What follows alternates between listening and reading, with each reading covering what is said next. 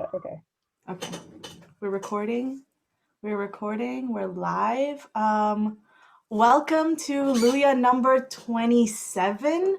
Our first Luya of 2021. It's the last time we saw you all was last year. Haha, but I can't take credit for that joke. That was Syra. She's the one who tweeted that from our account.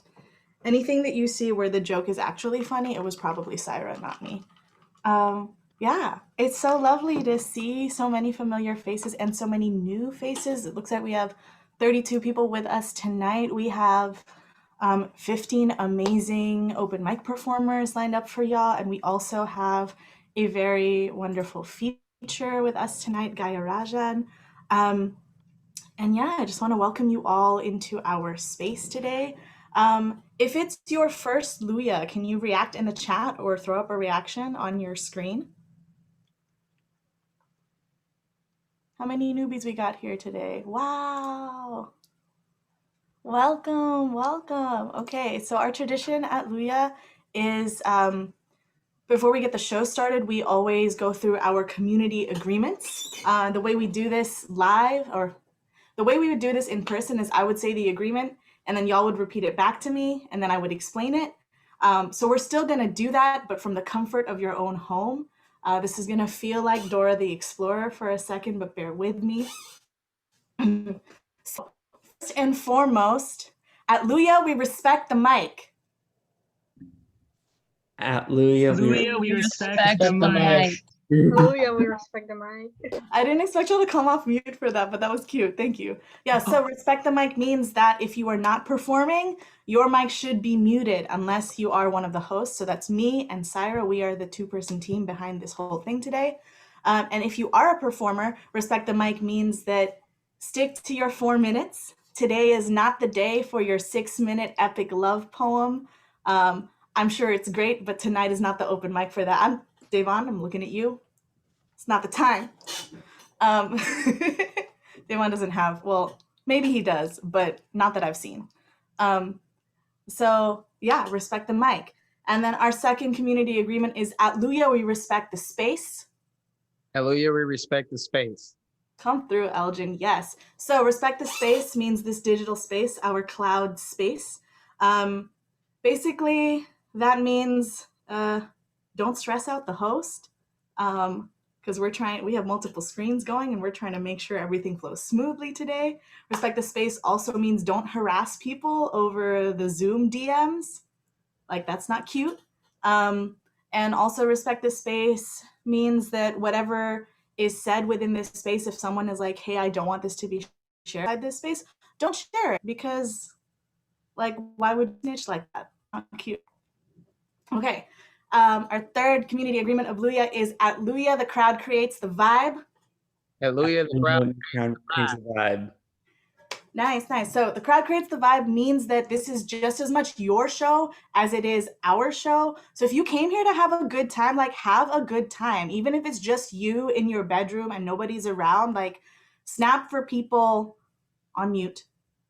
Yell for them, go crazy. If you need a drink, whether that's a hard drink or a soft drink or just water, because you should stay hydrated. If you need a snack, whatever you need to be comfortable and create the vibe that you need to enjoy this show, please go ahead and do it. And like I said, as you can see, plenty of people have their cameras turned off. If you don't want your camera on, don't have it on. That's totally fine. If you want to light up during the show, like, whatever, I might later, who knows? But yeah, the crowd creates the vibe. Number 4 is at Luya, we respect that anything can be a trigger. At Luya, we respect anything that be a trigger. I love y'all for bearing with me like this. Yeah, so anything can be a trigger. That means that performers, if you are performing something that you know is potentially triggering for people, please, I highly, highly encourage you to give a content warning or trigger warning beforehand. However, everyone's triggers are different and we can't predict everybody's triggers. So if someone is starting to do a poem and you're like, oh, whoa, I can't be here for this one, that's okay. If you decide that you want to like leave the space and come back, we'll definitely let you back in. You can also turn off your camera, turn off the video, whatever. whatever you need to do to take care of yourself, I highly encourage that. And then performers, if you see somebody, like, pop off the call while you're performing, don't take it personally. Everybody's just got to keep each other safe, okay? And number 5, I feel like we have 6 rules and I always forget, but I think this is, you know what? Today we have 5 rules anyway. Number 5 is, at Luya, we do not tolerate fuckery. We do not tolerate fuckery. Fuckery includes, but is not limited to, transphobia, homophobia, misogyny, anti-blackness, pro-colonial shit, pro-imperialist shit, anti-indigenous shit. Basically anything that would dehumanize like a group of people or like infringe upon somebody's like rights to live and thrive and be free and safe. So none of that here. If you're planning, wow, our captions automatically censor cussing. That's pretty cool. Oh yeah, and if you notice, today we have captions. Thank you so much, Syra, for putting that together for us. You know, accessibility in a virtual space is important too, and we are trying our best to do what we can for folks. If any of y'all have any ideas on how we can make this show more accessible in a virtual setting, we are super open to feedback, so feel free to DM us on Instagram or at us on Twitter.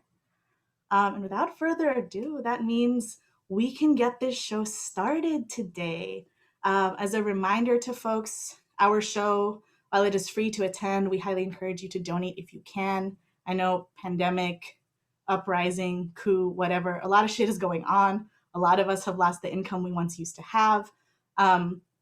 So if you can't donate today, that's totally fine. But if you can, you know, if you work in a nice cushy job with benefits and a 401k, etc., you can donate. You can donate.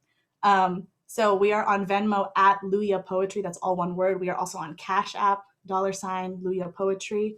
We suggest $5, but anything you can give is totally fine with us. We also have our tradition at Luya, our collective poem. So if you go to the link that I just dropped in the chat, tiny.cc/Luya27, you can write a line to contribute to our collective poem that we will read at the end of the show today. So on deck, we have, who do we have on my list? On deck, we have a newcomer to our mic. We have Jay, and then right after them, we're gonna have Noreen. But since Jay is new to Luya, I'm not gonna make Jay be the first person to read on the mic. So I will read a poem of mine. But I guess I closed out of that tab, so now I have to find it again. Sorry.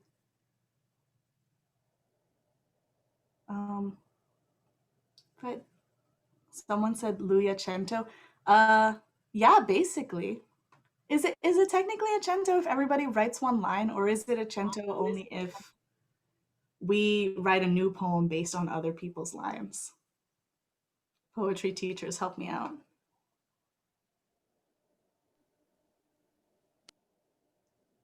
It's technically an exquisite corpse. Yes. It's a surrealist game. You can do it with drawing or you can do it with poetry. Yes, Ina, that's what it's called. Thank you.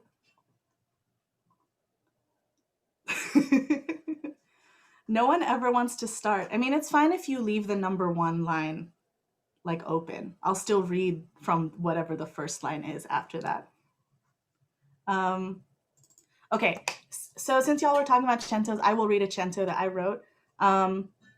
This is a cento that takes into account like a free write that I did, a Janelle Pineda poem, plus a Jose Olivares poem, a poem by Leah Melissa, and a poem by Hari Aluri. It has no title. In another life, my mother is queer. What I'm saying is she refuses to cook or clean. She refuses to be a trophy or a compensation. What I am saying is my mother is alone. My mother has become. My mother is radiant and destroyed catastrophe. What I am saying is, in this life, the men die of starvation. In this life, my mother is maybe not queer, but my God, she is happy. In another life, I love my father without bitterness. I do not dream of another heaven because the divorce happens. I love him without guilt. In this life, her pain is over. In this life, all the men die of loneliness. I'm just kidding. There is no loneliness or starvation. There are only whole worlds bursting into breath. All the men change and the change sticks. I hold the names of all I belong to with no regrets. And thank y'all for listening to that. I cannot take credit for that last line. That is a rip from Luya, and then the world's bursting into breath is a Janelle Pineda line. Okay. Are y'all ready for our first poet? Yeah? Okay, our first poet. I think if you feel comfortable, unmute yourself and let's make some noise for Jay, y'all. What is God damn. Yeah. Hey, fucking man. Damn. I will drop Jay's social media in the chat again. So they're at j.julio on Instagram, also jjulio.com. And I'm hoping that it's Jay and Julio and not like Hey Julio or Jay Julio, alternatively. I made a Filipino assumption when I read your name. So hopefully that was the right assumption. I've been bullied many times with those other pronunciations, so please don't do that. Thanks, Tata. Good. All right. Thank you so much, Jay. I hope you come back next month and the next and the next. On deck, we have a favorite regular poet of mine, Yaz. But right now, we have a new favorite poet of mine who I have been lucky enough to share the stage with. I'm so excited that she is here at Luya today. Everybody, please welcome Noreen Ocampo to the stage. Hello, everyone. I hope you're all doing okay. First poem is called The Third Child with Alternate Ending. And it's an old one, and I think some friends here have already heard it, but I rewrote the last stanza for today. When you come home for winter and step into the house through the garage, you see my family's calamansi tree huddled close to the rest of our jungle in a sincere attempt to keep warm. The tree sprawls as old as earth as it presses fragrant blossoms into the ceiling like a blessing, as it blossoms with 100 promising spheres. Imagine something between a kumquat and a mandarin orange. You'll observe, so, like a key lime, and I'll untangle myself from you, say no. Inside, the fruit is golden and full of love. The tree has lived longer than me and will live longer if my parents are lucky. It is the third child who receives only gentleness and frequent careful repottings, who returns only the most honorable fruit. Calamansi juice agrees with everything, from instant ramen to my birthday pancit. My mother snips the thin noodles with scissors as she cooks over gas, though I'm told long noodle lengths represent luck for an equally long life. I wonder. But it's early and your mouth isn't warm enough, so I slice into honey flesh. We squeeze the not key lime into tea. The fragrance reminds me I'm home, and the rest I'll forget. All that's left to say is that every flower reminds me. The second one is a newer one. It's called Yesterday I Watched Videos on Manifesting. I find a lovely place to survive. Every morning, a new magnum opus greets me, and I am so awake, and my parents don't have to worry. My friends are not far away, and if they are, I can drive to them. I can drive. My friends never have to worry whether I'll text back this time.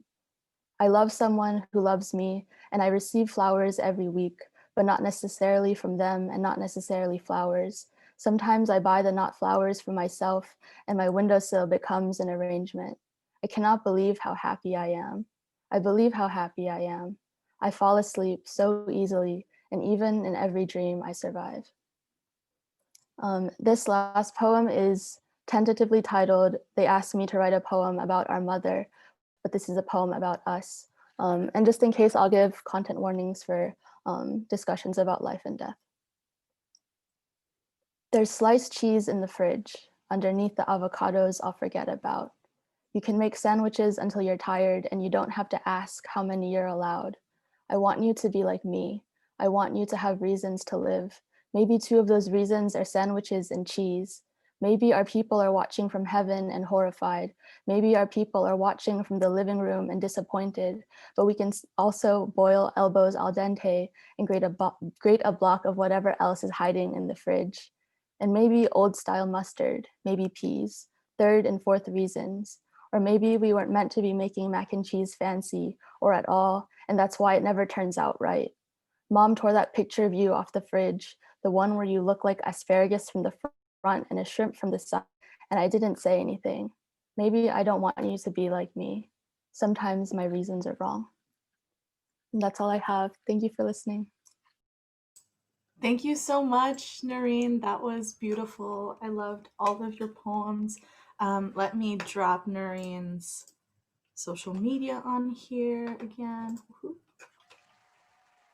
So you can follow them on Twitter at maybe Noreen, and you can also follow them on Instagram at noreen.ocampo. The spelling is in the chat.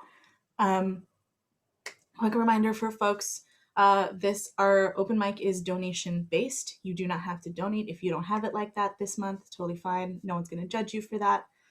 Well, actually, that's a lie. I will judge you if you're one of those people who voted against fair tax and in Illinois and makes a six-figure salary and you don't donate today. That's just trash. What are you doing?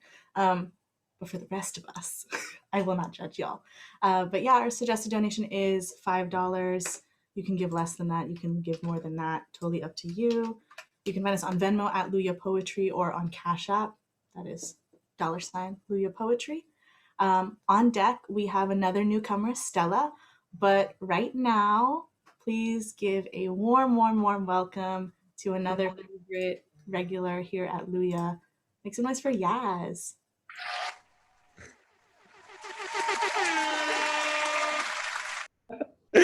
Oh, thank you. I appreciate you, Chris. Hey y'all, my name is Yaz, and I will be performing a couple poems for you all. My first piece is a newer piece that I wrote, and it is called A Dry Spell. The girl that was denied her ability to exist. The one that felt like she was either 8 years ahead or 15 years behind in her social development. She was always the object, but never the subject. Her blood, sweat, and tears were always overlooked and never praised. She was either a bullet train going 1,000 miles an hour with no brakes, barely a grasp of her pulse, and never could plant her feet on solid ground, or stagnant like a statue, sitting and waiting for someone to observe her. The girl is enraged. She has enough anger to become a hurricane, to wreak havoc on everything and everyone that denied her being, to make this land a permanent wasteland. Every body of water, soil, and forest would be dried up and deteriorated. She figured in casting a permanent dry spell over this land, every person who denied her mind, body, spirit, labor, and emotion shall never escape. Where she can finally claim herself, where she can finally go to bed without crying to sleep. She can access love and desire without someone's repercussions bestowed upon her. She can finally be the subject, not the object. The girl that was denied. She thought by denying the world everything that she would be everything. However, the master's tools will never dismantle the master's house. So she sits, closes her eyes, and attempts to breathe. So that's the first piece. Okay, invoking Audre Lorde into the Luya space. Yes.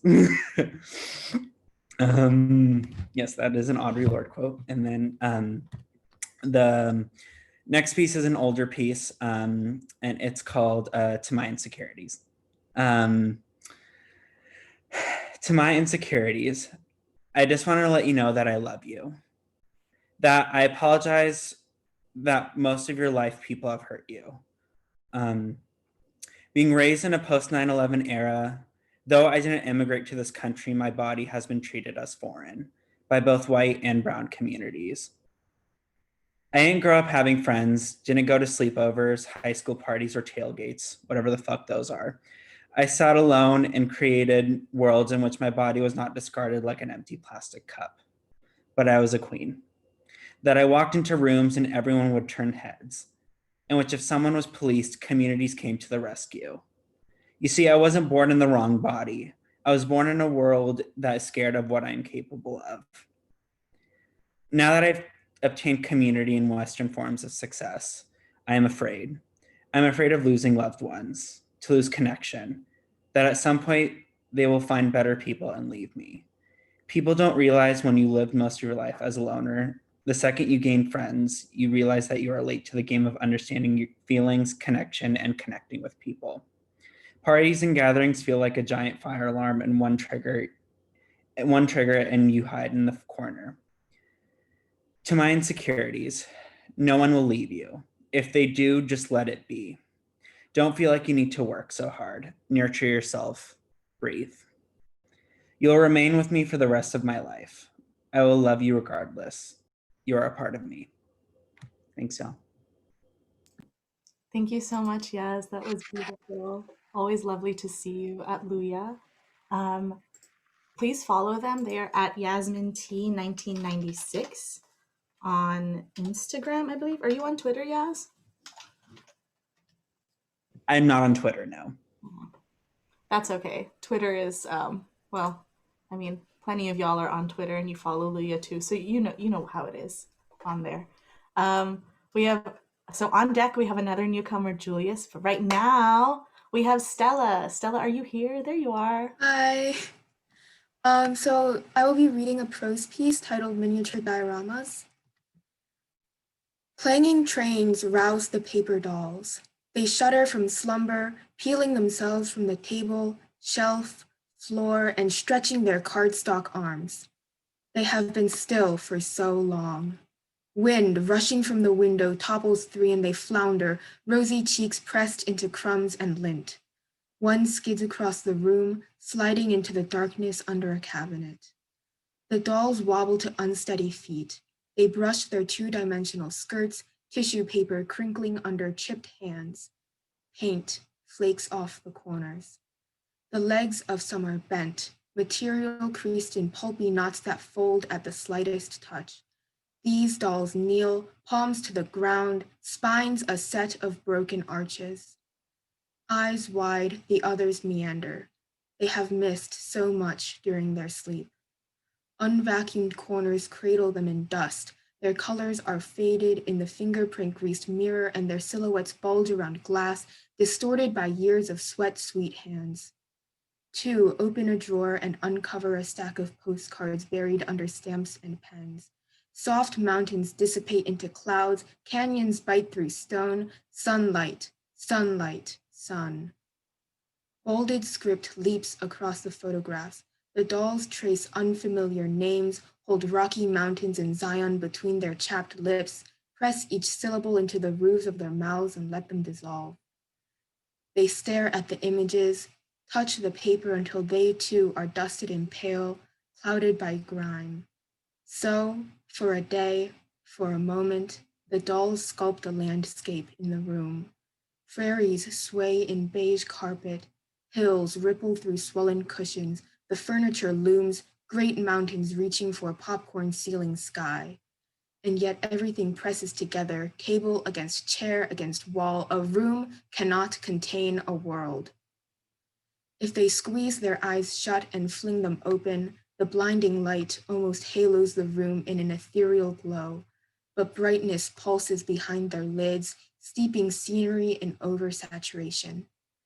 Pretending is difficult once dusk casts the world in monochrome. Cloth becomes cloth, scratchy against worn palms. Everything is frayed and soft and gray, charcoal smeared across paper, indistinct in the waning light. The dolls return to the drawer and trace the postcards lining the edges of the earth. They rummage a roll of stamps from the shadows and dress in 4-cent postage. Even the broken dolls, the ones who cannot stand, bandage themselves with flowers and flags until they quaver upright, shaking like grass in the breeze. A single fluttering body, they pry open the window and step outside. Still air embraces them like a forgotten friend. Around them, the world is drowsy and slow, half formed under the moon's gentle hands. A train flashes along the tracks, whirling the paper dolls into the sky like swallowtails taking flight. The deep, guttural roar is sweet against their ears. And that's it. Stella, that was so beautiful. Thank you so much for honoring us with that piece and Thank coming you. to Luya today. I hope you come back many, many times in the future. Yeah, I saw that Gaia knows you. Is that how you found out about the open mic today? Yeah, I found out through Gaia. Wonderful. Gaia, please tell all your talented friends to come through. That was wonderful. On deck, we have Ina, which I'm really excited about. Yay. But right now, we have another new person. All our new people today are so fire. My gosh. Please show some love to Julius. Howdy, y'all. Okay. Julius. What's up, y'all? So I got like one poem for y'all today. I haven't settled on the title. It's probably going to be To Know How to Be Soft or an Ode to Kali. To know how to be soft. My body is a canvas, felt, soft and wide enough around the shoulders to cover all in warm embrace. As for art, the skin is not for ink unless blotched on fingertips, though at times I consider it as a strange medium for nightmares. The typical agent on its surface is any cause for scars, bruises, most days a blunt aluminum blade, or live ones that dance about my hands and fingertips, kitchen sharp and ready.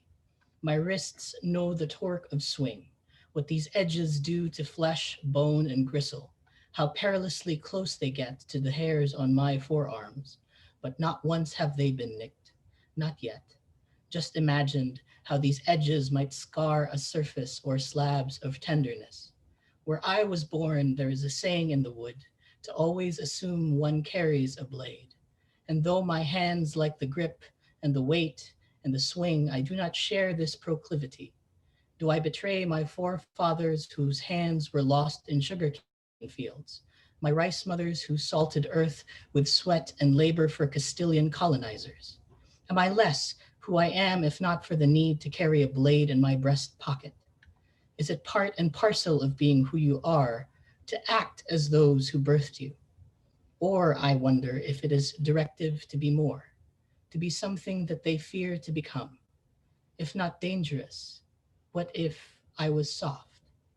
Why do they always assume I cannot be soft and tender and know too I am armed to the teeth? My brother says with acid as if to mock me to my face, how soft I am. With my words, the careful choices I make with what leaves these lips, what echoes I let latch onto my tongue. How soft I am become. Why is it often sin to be tender? Can I not be lamb and lion? Can I not shed a butcher knife for a pen? Is it a sin to call oneself soft, to be anything but hard fist enough to destroy all in its wake? To them it is, but I can be, for I am and always will be both. I do not wish to just be cold, calculated as engineered steel. Do not mistake a tiger only for its teeth. Just one of us has both fang and belly heat to hold close any love on it, to rip flesh and crush gristled bone of anyone who gets in between. Thank you so much.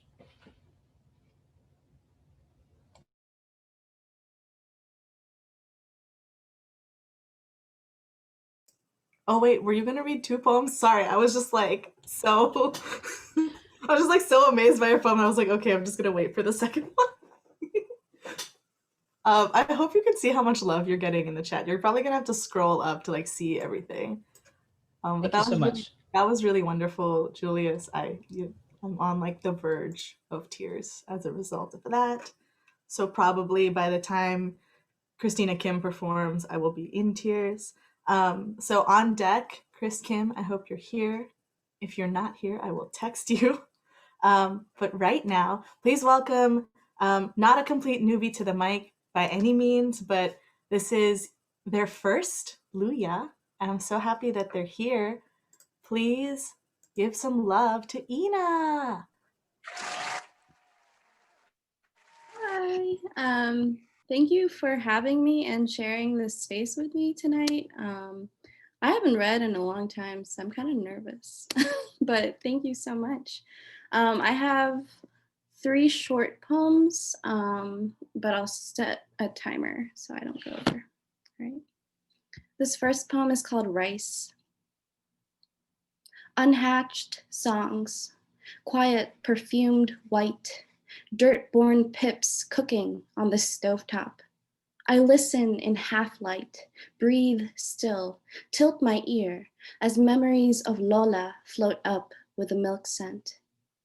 Over her shallow basket, she'd clean the rice, pick tan shell from ivory kernel, say, in America, with a husk like that, you could scuff at the lightest skin, the palest fear. Daily she fed me sweet muck of thick soy, gingered meat, hot mounds of rice. I still wonder how a grain too small for a wish holds the task of feeding in its shell. I left Lola on her cement step, her chipped plates, those women stooped and bronzing in patties. And I try not to confuse the smell of soggy hulls with the damp musk of an American dream. Still, I wait for the water to bubble in the pot, and soon, in this half light, they'll bud up soft, be what they'll be. And when it's time to grow up into this white, white world, give me a brown husk like that. All right. This next poem is called Yesterday's Traumas, Today's Stew. I have a lot of food imagery, so yeah. My family dines luxurious, peasant food in crystal bowls, 7,641 islands jostling in my soup. Here is Luzon, Visayas, Mindanao. My Lola points to mounds dunking up and down in the silty broth. And rice, don't forget the rice, which she steamed in the old palayok, earthen pot and lid, red unglazed clay lending its savage tang to the soft white.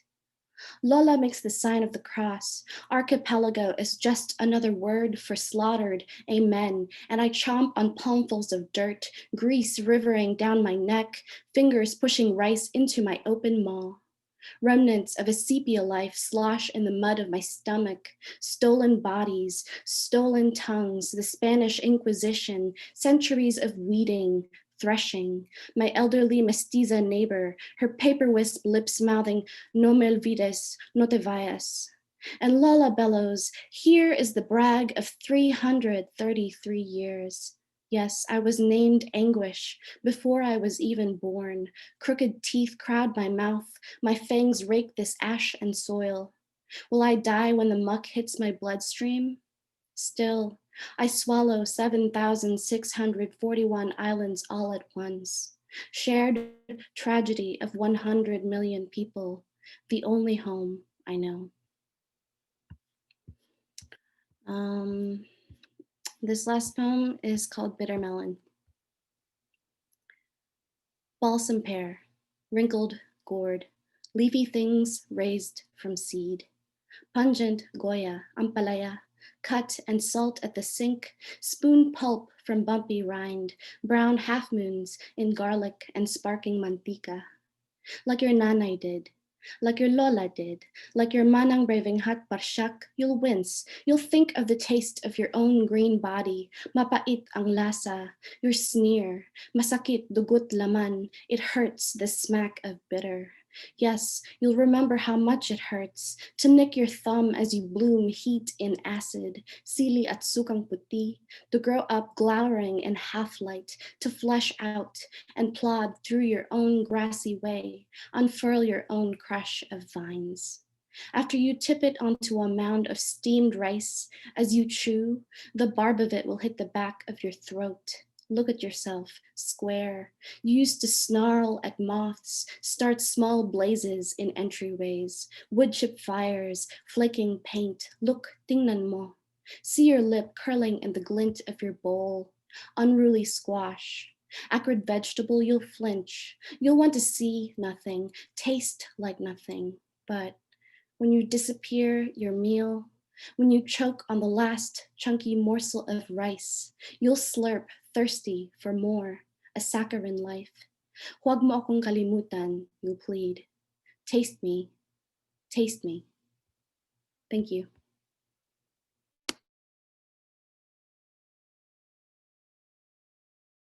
Wow. Just wow. If y'all want to come, I feel like maybe people want to come off mute and applaud for that.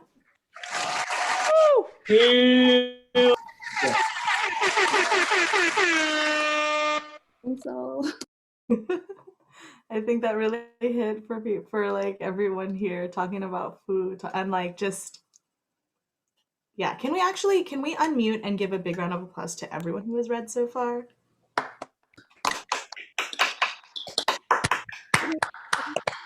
Y'all are killing it. I feel it. I feel it's just me and my plants in my room right now, but I feel like I'm at a live show in person right now. That was fantastic. If you would like to follow Ina, you can find them at moonmoon.png on Instagram. Is that a reference to when the when the astro people were like, the moon of a moon is called a moon, and then poetry Twitter went like nuts about it? it is. I feel kind of silly, but I just like the idea of a moon. It sounds so silly. But yeah, it is. For the people who are not highly on Twitter or highly invested in the moon, scientists announced, I think last year maybe, that moons themselves can have moons, and that moon that they have is called a moon. And everyone who was a poet on Twitter was like, the moon, and they were very excited about it. But yeah, thank you so much to Ina.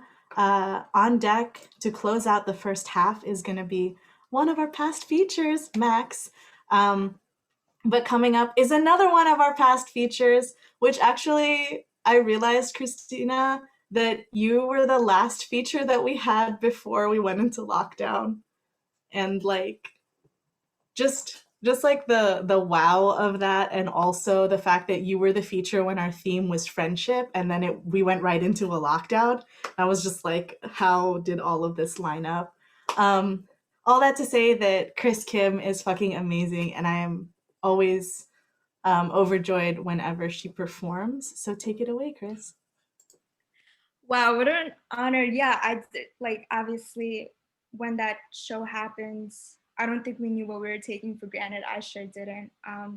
But what a beautiful space that was. And I've been really trying to avoid being on Zoom as much as I can because I have classes all the time. But for Luya, I will happily be here.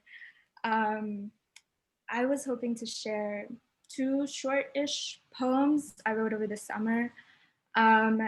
Both of them are responding to snippets of a documentary about the shrinking Aral Sea in Central Asia, where I'm from. So this first one, for both of them, I'm going to read a little bit of the transcript from the documentary and then like my response to it.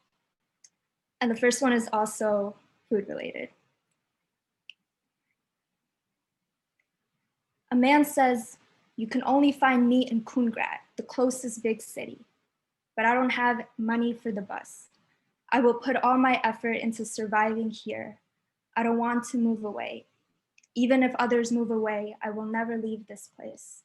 I ate the bread of this land, lots of bread. How could I ever abandon this place?" And then this is my response. A liposhka is 11 Central Asian breads similar to naan, a disc-shaped beauty sprinkled with a rain of white sesame and black caraway, a fluffy, blown-up bagel with its middle still intact, but flattened to accentuate the raised ring of golden crust around it. MFK Fisher once called bread a hypnotic business.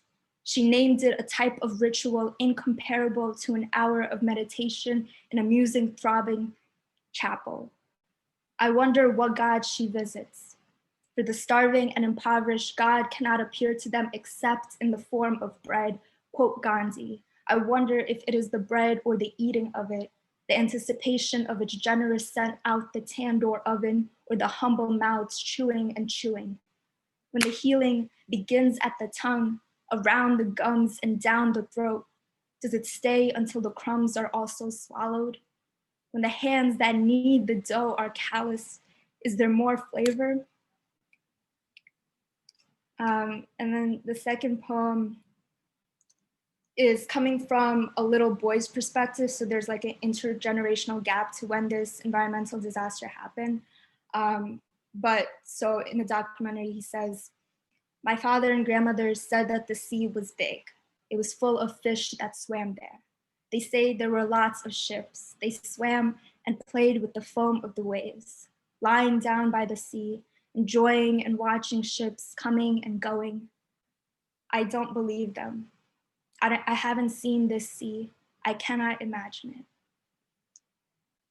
And this is what I wrote. "A mountain would laugh if you told it its body was once an endless pasture, unable to gaze over the ends of its wispiest grass. How do you tell a 9-year-old a sea once billowed and danced on top of all this barrenness?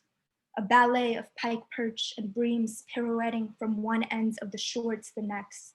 And at the end, post-encore, the ships would set off their horns in coordinated applause, the onlooking villagers never failing to witness the sea in its performance.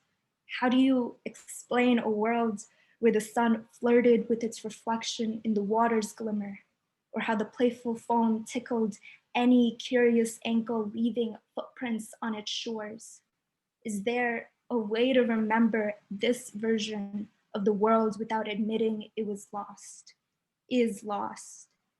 A mouth is hot holding the words sloshing, tides, and wet horizon. What grace is there in repeating the grief already dripping in your lap?" Thank you. Wow, wow.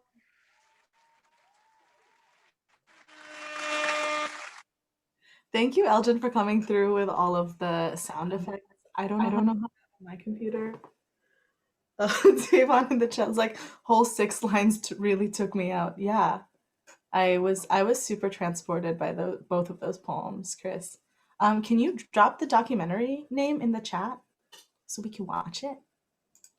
Also, I love that using documentary as a prompt for a poem. Maybe there'll be a Luya workshop in the future where we watch a sliver of a documentary and we have to write poems from that.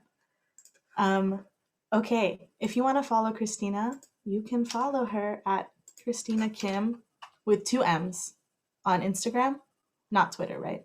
Or on Twitter too, maybe. But to close out our first half, another one, this person was also a feature at Luya before. His music is on Spotify and iTunes and all of the platforms. You should look him up. And usually at Luya, I'd be like, I'm gonna spell out his last name so you can find him, except on Zoom, his last name is already there. Make some noise for Max Bouvenier, everybody. Hi, everyone. I think it's so nice to hear everyone speak and just to see people's faces. So thanks everyone for coming. I'm doing a cover of a artist that I also performed last time I was here. His name's Keshi, super cosign if anyone likes music. And the song is called Drunk.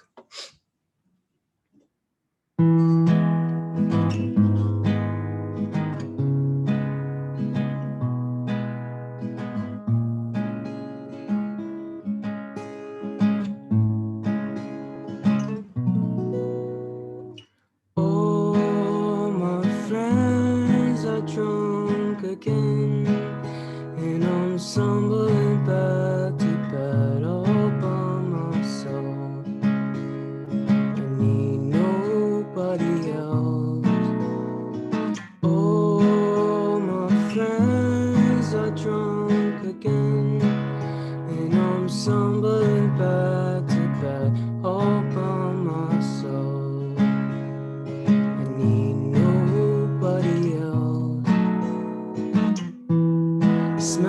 like smoke, need alone.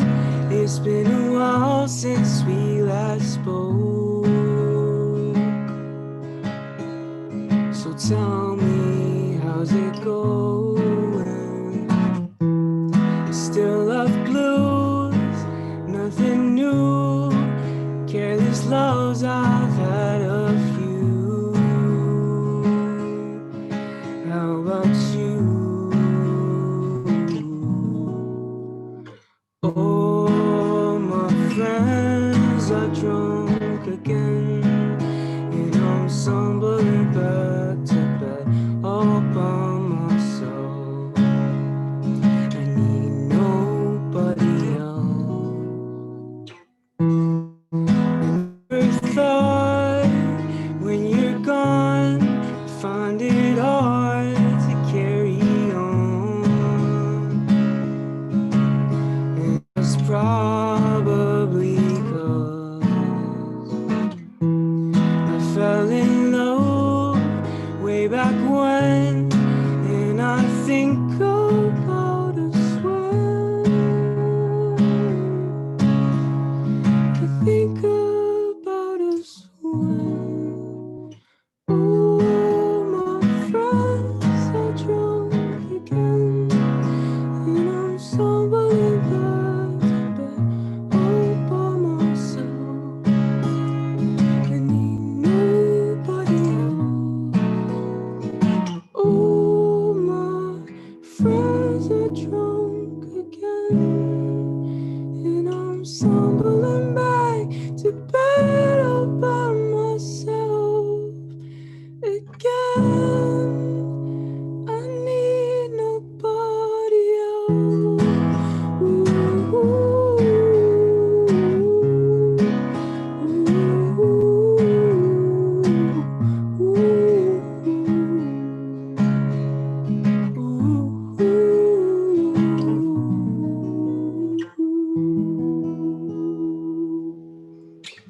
Thank you.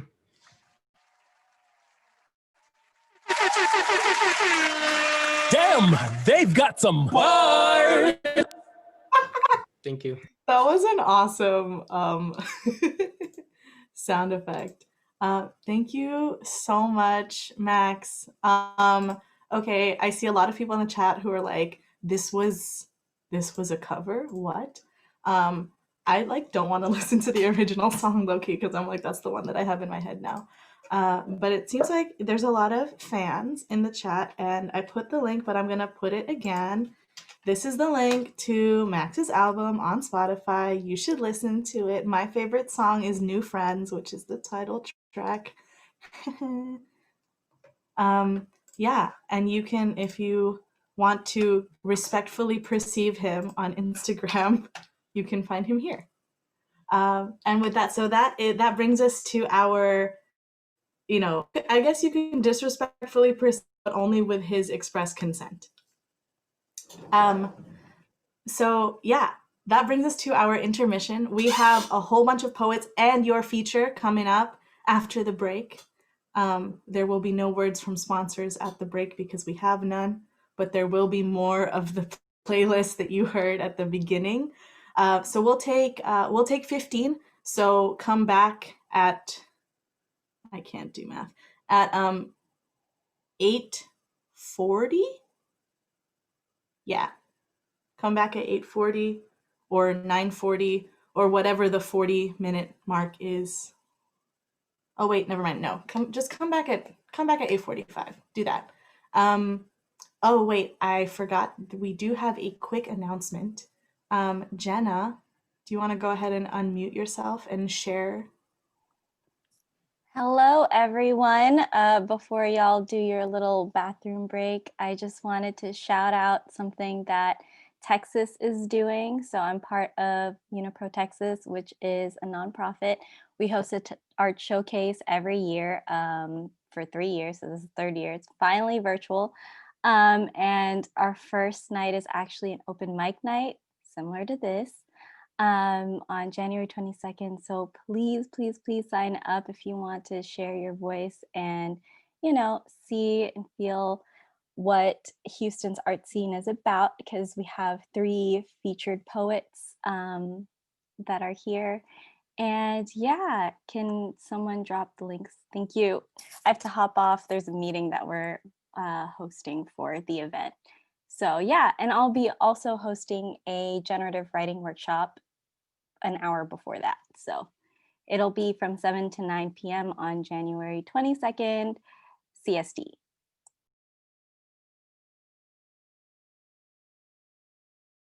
I will drop the links to that on Jenna's behalf during the intermission.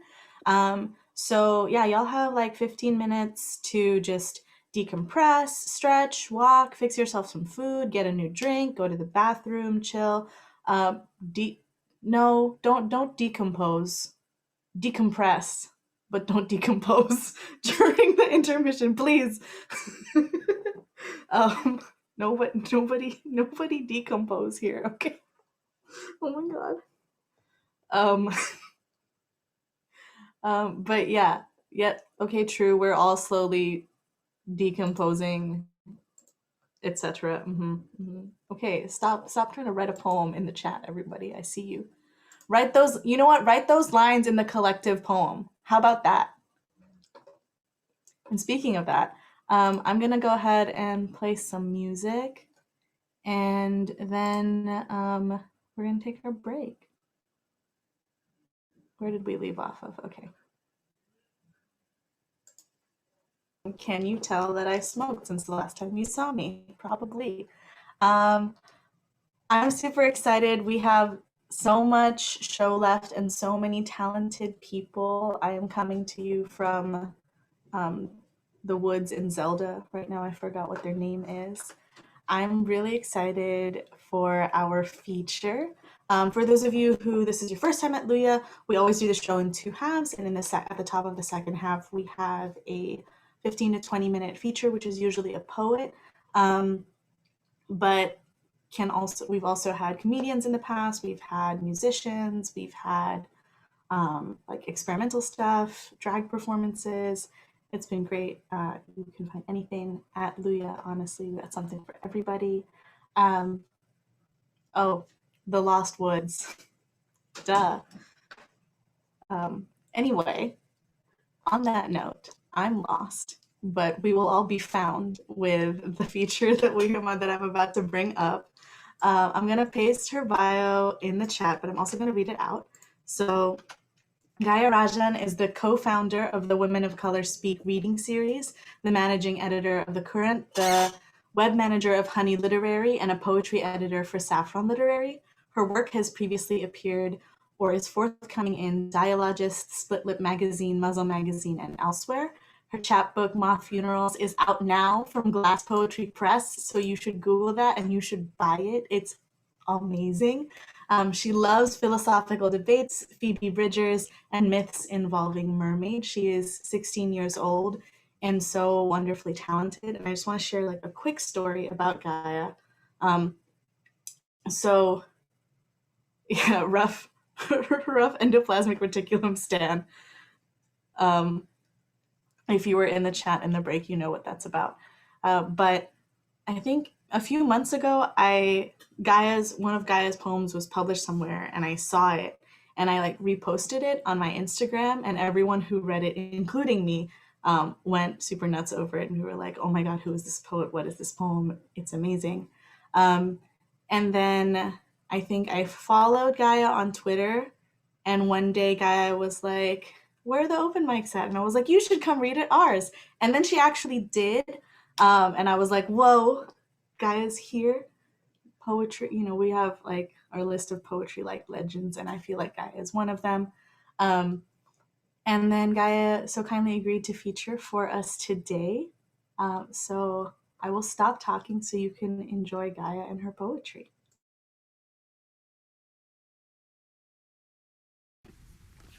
Hi, I'm so excited to be here. Yeah, this is really a dream for me, and it was equally a dream to be here last time. So, yeah. So I know I said I love myths involving mermaids, so I'm gonna start with a poem about a specific myth I like involving mermaids. It's the Greek myth of Thessalonike, so trigger warning, suicide to start with.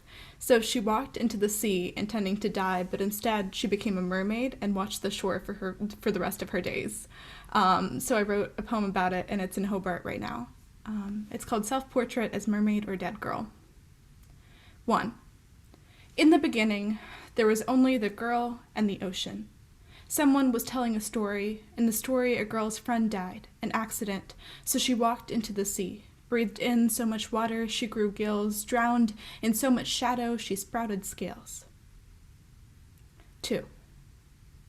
My friend died at 15. Car crash. Reading poems, I'd promised us everything. Hope, life eternal, etc. I'll shipwreck a future on my shore. I'll give my vertebra to forget. 3. She loved cartography, not the land part but the oceans, and so when she was gone, I stood for hours at the sea. Threshed for her in the deep end of my shadow, I peeled the story from my body. Hang it up to dry. 4. A mermaid is a girl willing herself from her body. My breath rusts. I smile at parties, write poems about sunshine. Memory is about the body, not the past. I'm someone's quiet, beautiful thing. 5. The girl in the story is gorgeous and so in love with the past she'll die for it. Her tale graceful in someone else's legend, she splits her spine, turns her name to sand. Somewhere she is singing. Not a funeral song, but a lullaby. 6. My wounds leak, unseam. I am a body revised. All throat, no scream. Girl, did you lose your vertebra first? Your toes? Tell me, how many years was it until the water felt like home? Yeah, thank you. And then I'm going to read a more fast-paced poem. So my second chapbook is about the violence of achievement, and this is the title poem. It's called Killing It. So, my folks say hoping's good, but it'll never save you, because in our Ohio, the most you'll get is broke televangelists and ravenous churches. My folks are bootstrap royalty, crisp and cuffed shirts and gold wedding rings that flash on a backhand slap. I was the prodigal daughter and then a prodigy, the child mothers prayed for. Spelling bee champ, good at silence. In town they say we don't deserve our breath, but we call ourselves holy anyway because even gods have short memories. All my friends are bored, waitress girls who fold tips in their skirts like scriptures and touch up smudged lipstick at the altar of convenience store bathrooms. Everything is bright, so bright. Guiltless priest, man and knife, homicidal telephone, like all good disciples, we are grateful for our unmaking. The billboards say unbelievers will be taken first. Our faces crumpled like hotel Bibles, I say, will be taken shining. I don't let things be faded in poems. My folks believe in lotteries, not failures. The opposite of dead is exemplary. They believe this every time they abandon me kneeling at the altar of their quiet, their model, their myth. My folks know all that is holy is only a failure of distance.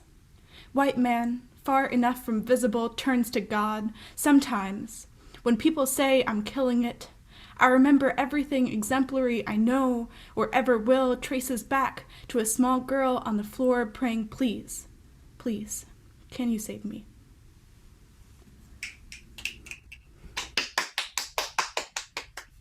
Two poems in and I'm already like, damn, am I going to survive this reading?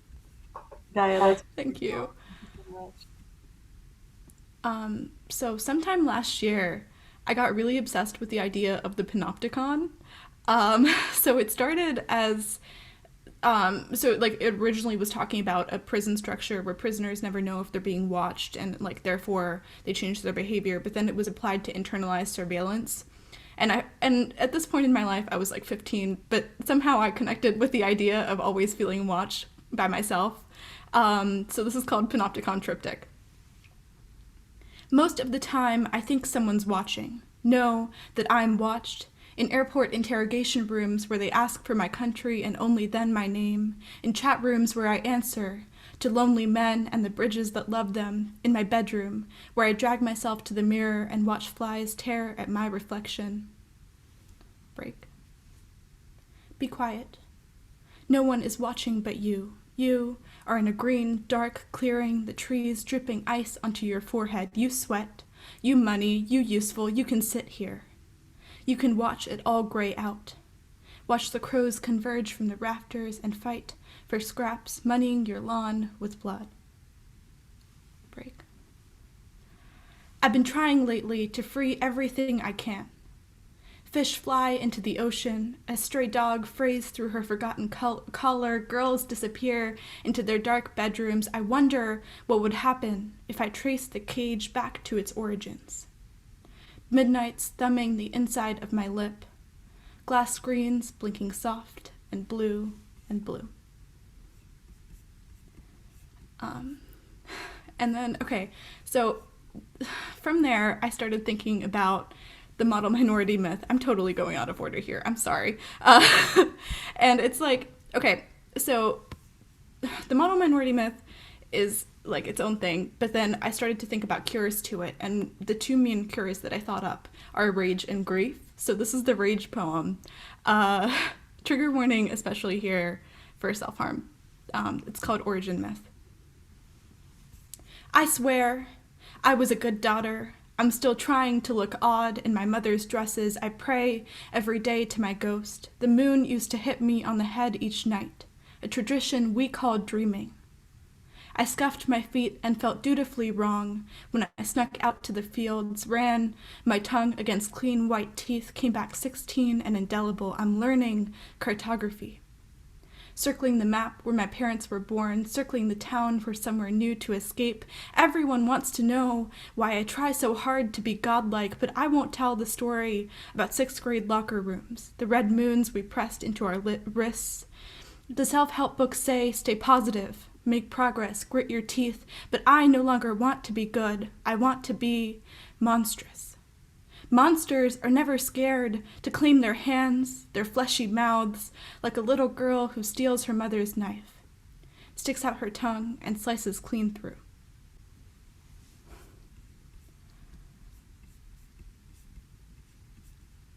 Okay, what should I read next?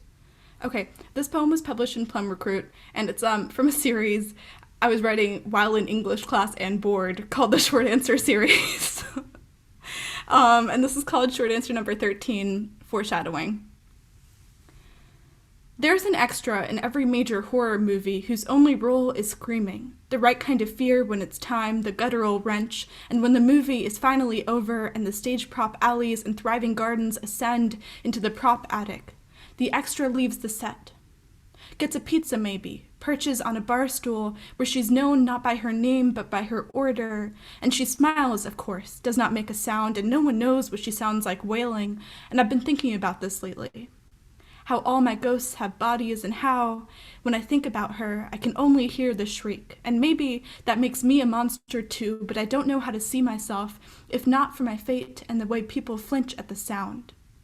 The way the popcorn slides from their open mouths, and the truth is, I thought I'd be gone by now. I've been waiting for someone to notice.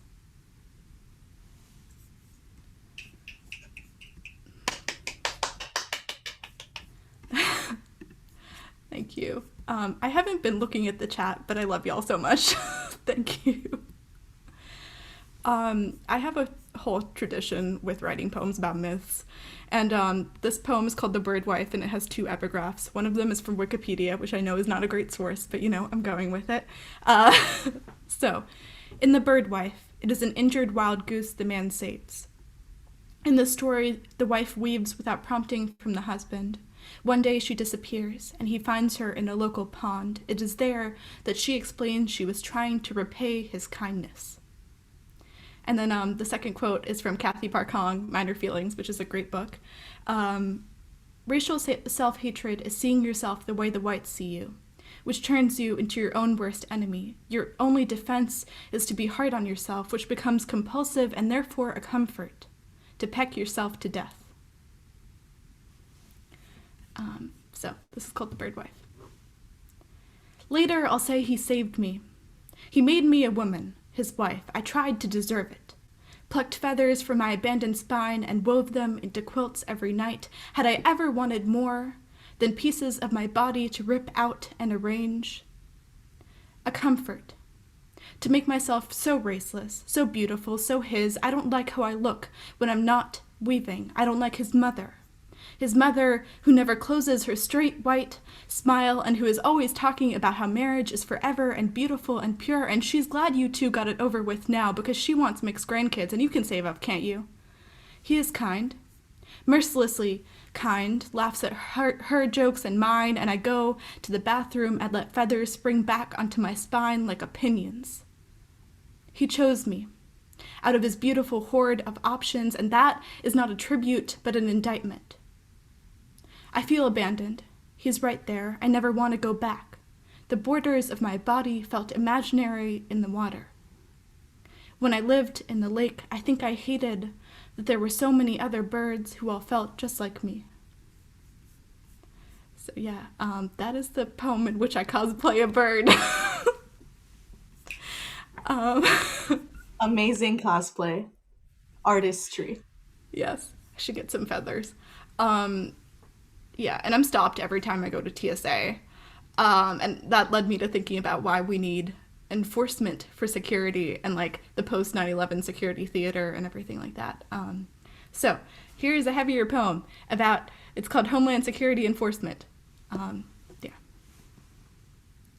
He led me into the bright light, sounded sorry. Should be quick, he said. And in another interrogation room, a small child begged for water. I thought I could hear her, thought that's my mother tongue. The agent asked, is this really your country? I claimed my breath wasn't stolen and escaped to watch my better self give him my name. The name of my ghost, watched as my better self cried at the table, apologized like a dirty animal or a ghost. As he smiled, said, only procedure, honey, and I lay my head on the white interrogation table and leaked his need for my history, just another altar to make us pray at. Because history says the world belongs to those who believe in borders. And God, you people, he said, you're always escaping. So of course I answered. I made myself evidence, doused myself in silence, tried so hard to be good or to survive that I turned mutable. Tell me, has this light ever been different? Yeah. Okay. We just take a big breath after that poem, y'all. Just breathe in and breathe out. That was so good. Okay. Stop now. Yes. Homeland Security sucks. They go through everything for no reason. Anyway, yes.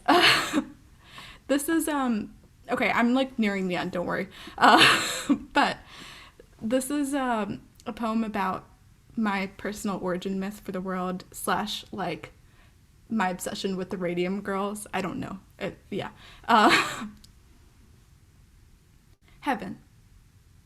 Once there was only flesh, eating flesh, efficient. Once a taxonomist wanted to know if women were engineered to perform labor, so he exhumed teeth, sewed them into a girl in an empty room. I watched a rocket stall, then take off elsewhere.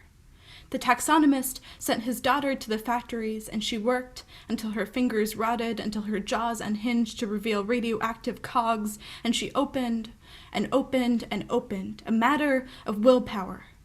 The creatures evolved teeth, wrapped their mouths around the necks of prey, bit down, and did not draw sound. The daughter learned to be useful again. When she glistened in the dark, we clutched her bones like lanterns and bounced light off the walls of the factory, called this ancestry. I applauded the rocket's extraordinary progress. Alone in the dark, watching the machinery's steel grow like a wound and open, the taxonomist plucked out my eyes to understand my negative thoughts. His daughter screamed in her narrow house, grew a second spine, a new mouth. The creatures killed their ancestors with efficient guns. They lasted through the difficult winter. I knelt at the blood of my better selves I killed with my bare, beautiful hands, and wept. The taxonomist named the experiment a success. He opened his daughter and found so much husk, so little blood you wouldn't believe. Yeah. So here's my last poem. It's a bit of a, I don't know, it's me being hopeful for a surprise time in my life. It's about not feeling like I have ancestors. When I am alone, I learned to dig empty graves looking for some flash of ancestry, but instead there is a hole, dirt where names should be, crunching glass. Ancestors, maybe you invented things too. Maybe they scuttled off into the dark, begging for mercy. Maybe the creatures that come to me are yours. Like you, I escape in duration onto rainbow flags where I'm called a revolution but never allowed to breathe. I don't think I believe in fate, but I dealt the tarot cards anyway, wrinkled my nose when they all came up death, and maybe you did the same. Maybe you will. Maybe the same terrible hope. When I was a child, I spent every day dreaming, and by dreaming, I mean worrying. Sleeping with my back always to the wall, watching my shadow, watching all my friends become ancestors, wanting something accidental to make me a memory. Splintering lantern, car crash, oak fallen on my twin bed. You know how it was back then, don't you? And you know your place in this life is to love things until they're dead, but this time you're safe. Quiet. Starlings, I promise there's no one here. It's okay to come home. It's okay. It'll be okay. It'll be... Yeah, that's all. Thank you so much. Okay, everyone. I think we should, those of us who want to anyway, should unmute and give that a huge round of applause. Because that was an amazing, wonderful, beautiful feature. If y'all follow Gaia on social media, you can follow her at Gaia_rights. And then if you're like, wow, damn, I want to own a physical copy of Gaia's Brilliance, you can find her chapbook called Moth Funerals at Glass Poetry Press. So I'm pulling up the link right now so I can send it to y'all in the chat. But yeah, please donate if you haven't already. Part of the donations go to Gaia as our feature tonight. You should pay your artists always if you can. So yeah, I was just so struck by that reading that I like forgot what our lineup even is, like who's next. Is there anybody? There's actually a lot of people. Okay, I told him that he was next before the break, but in case you forgot, Davon, you're next. And then on deck, we're gonna have an international first timer at Luya, Skin Pace. Davon, are you still here? Yeah, I'm here. Okay. Hi. Davon is also one of our past features, and I say that to gas him up, not to put pressure on him. I love having you at the show always, and also in my life. Small side note, Davon and I met at an open mic, like at a different open mic called Grandma's House, which was run by another amazing poet, Caroline M. Watson. You should check them out on Instagram. And he did this poem, and I was like, I don't know this person, but I must know this person. And like fast forward, we became friends. Davon got me a job at Build. We were coworkers for a minute. We were almost roommates. And now he's here at the open mic, and I'm happy to see you. Take it away. Amen. It's good to be here. It's good to be in the woods with you. What's it called? The Lost Woods? I never played Zelda, so I don't know. But yeah, it's good to be here. Luya is a very missed thing. Not missed because like it's here, but like just like having that. Anyway, whatever. I'm about to get mushy. It's been crazy. So many new folks that like are lighting the genre up. It's crazy. I don't know. It's lovely to be able to have poems at 9:13 on a Wednesday. At this kind of level. Gaia, yo, what a set. Are you kidding me? Like, oh my God. Anyway, I only got 4 minutes. Yeah, he from PA. Okay. Big shout out to, I don't know if you still here, Stella, but you said you from PA too. Big shout out to PA. 814-412-570, all that. I'm gonna read the poem. I after therapy on Tuesday, I was really thinking about the ways in which like I die to myself, or like ways in which I like use myself to like sustain other things. And plants were the first time that like I really had a healthy relationship with that kind of transaction. And it's been beautiful learning more about myself as I come into plant poppyhood. It's been a good year. It's been a good year with them. Anyway, it's a poem in which I die, but all of my plants keep blooming. It finally happened. All the deep breaths and dandelions found their way to the promised land. The wishes and their whiskey fingers can feel everything they've been told about. My windowsills are covered in ivy on purpose, covered in the veins of a plant a lover said would die in the winter. This morning, I plucked a petal from a sunflower and asked for forgiveness, and now I have to forgive everything.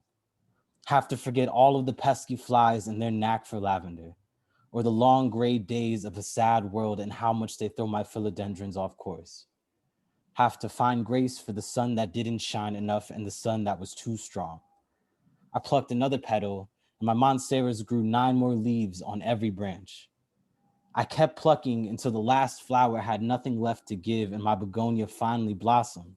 And I'd like to think it was for a reason, for more flowers to wish upon perhaps, or to give up beauty in itself to make room for the beauty that is to come. But I didn't have time to think because my plants are blooming and rain takes so long to reach my clay pots from heaven. And there is no time to think when there is all the time in the world to feel. And how can you feel anything but love as the foliage bursts out of the soil? I mean, have you ever seen a new stem feel wind for the first time? How it almost falls, but never does. How it flicks between the oxygen molecules and breathes in everything that it can. Have you ever known the lust for life of a plant on the second floor of an apartment with no south-facing windows, determined to flourish despite all the wrinkled leaves that never stood a chance, littered around the clay pots and plastic plates?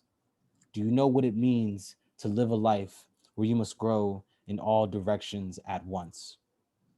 Wow. Wow. I don't know who's on the Luya Twitter, but y'all quoted that so fast. Like I just saw the notification popped out. Y'all wild. Thank y'all so much. I want to write more poems about flowers this year, and I'm really glad that Luya had a prompt this week that really helped me. So I appreciate y'all. Flowers, appreciate this space. I'm trying to get back to the brand, G. I haven't taken flowers and like taking pictures of flowers in so long, so I need to get back to it. I don't know if you saw in the chat at the beginning of the show. I think Roxy was like, "Oh, I hear this dude likes flowers." Yeah, I was like looking up for me and my dinner, and I saw that. It was funny. Do you have another poem, or is we only get one tonight? Oh, yeah, just one. I'm only writing like one every like trimester. Not trimester. That's the wrong word. Oh, that was weird. Yeah, only one poem. Jose said way back when that like the biggest flex is not to go overtime but undertime, and I've taken that way too to heart. Yeah. Also, me on, when he says on Jose stuffs. said, he means Jose Olivares. You know, like it's like they're friends. He's all our friends. He is all our friends, and now Devon is all of our friends too. Thank you so much for that. That was beautiful. Yeah. I look forward to more poems and more flowers. You can follow him. He's on both Instagram and Twitter, but he's elusive on Twitter. So I'm just saying, if you add him on Twitter, he might not see it, or he might. You know, you just gotta take that chance. In addition to being a poet, he's also a journalist and a photographer and a filmmaker. So what I'm trying to say is, you can throw money at Devon to do things for you. That sounds weird. I'm sorry. You know what? He does art things professionally, which is to say, he does art stuff professionally, not just poems. So you should hit him up for all that kind of stuff. But coming to the stage right now, I'm so glad she made it. And well, actually, before we go to that, I need to check our next performer. Luis, are you here? Luis Arevalo?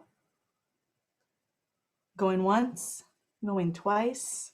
Okay, so then that means Amy, you are on deck. But right now, coming to us all the way from Brisbane, make some noise for Skin Pace.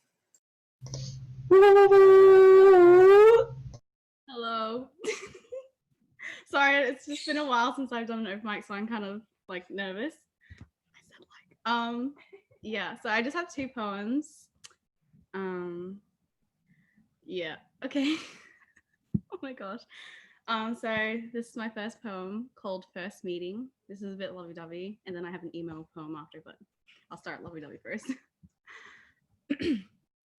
I was taught to hate this part of myself, to look away inside of me.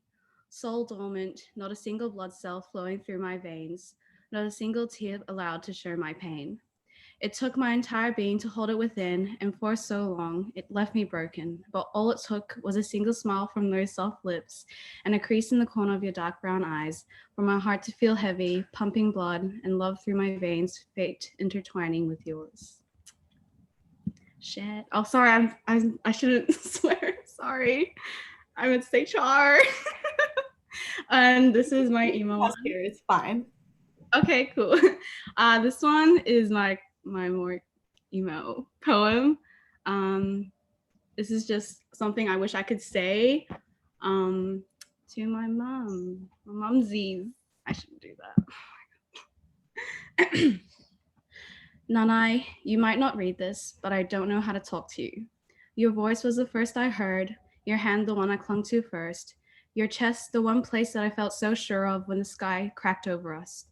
You moved for a better life, and again to better my own, but your mind started to wander there.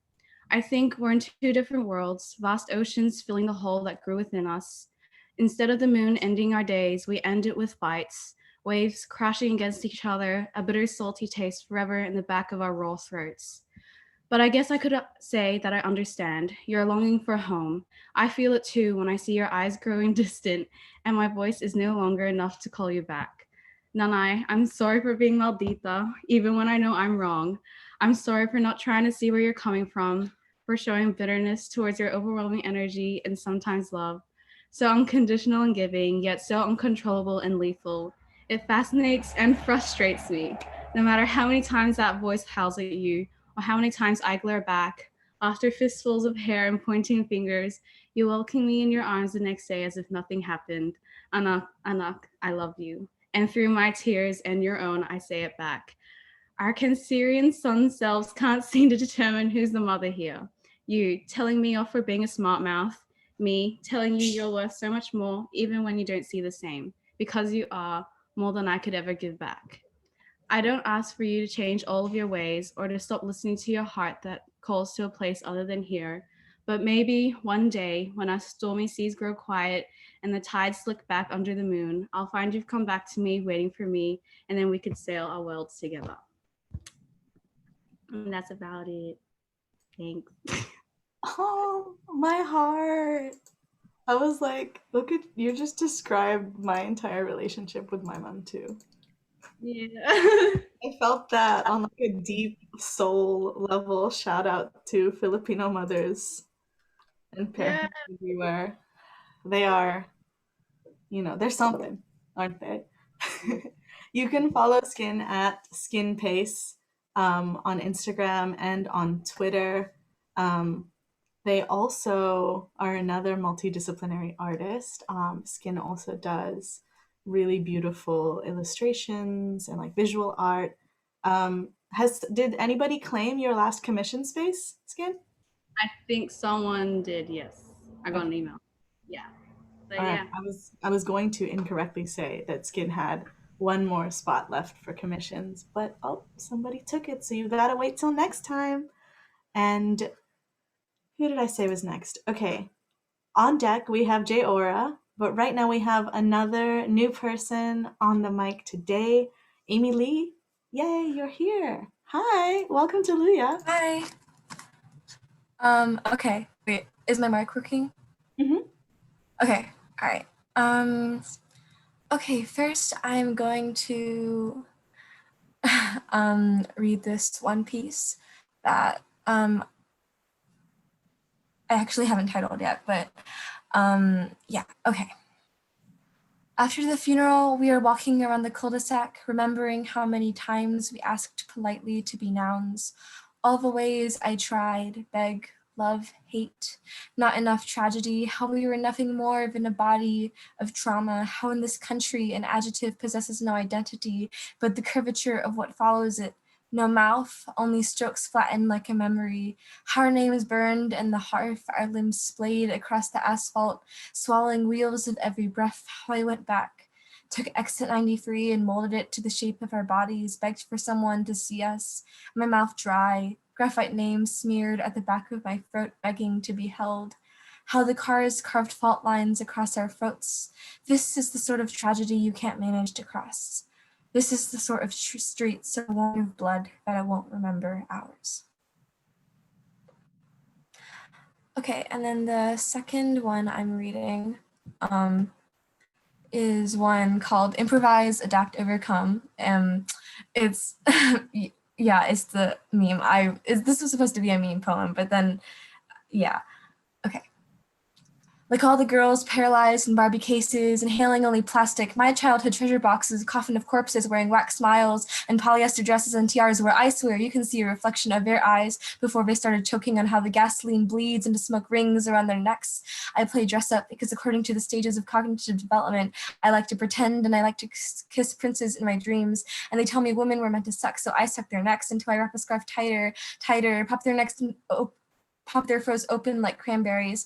I like to bury their limbs alongside pomegranate seeds like good fertilizer. The princes all told me to be a princess, so I asked to be a girl, bleeding like hellfire.